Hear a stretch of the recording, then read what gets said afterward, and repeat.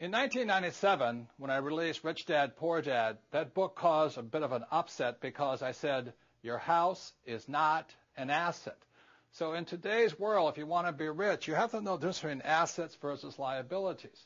One of the reasons so many people are struggling financially today is simply because they're calling their liabilities assets, such as your house is not an asset, your car is not an asset, and things like that. So very simply, when I was a young boy, my rich dad taught me, he says, you have to understand a financial statement. So this is an income statement.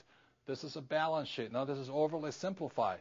He says, what creates something to be an asset is very simply assets, cash flow money into your pocket. And a liability takes money from your pocket. So for most people, their houses are not assets or liabilities because every month it takes money to live in that house. Even those who say, well, I don't have any debt on my house, I've paid it off. Look, you still have insurance, still have upkeep, you still have maintenance. So let me explain this. I'm not saying don't buy a house or don't buy this and all this.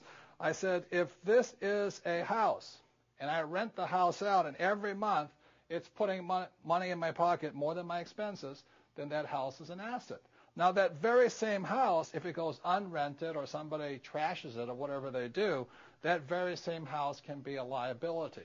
So a house can be an asset or a liability depending upon the most important word in business. It's called cash flow. Once again, if cash flows into your pocket, it's an asset.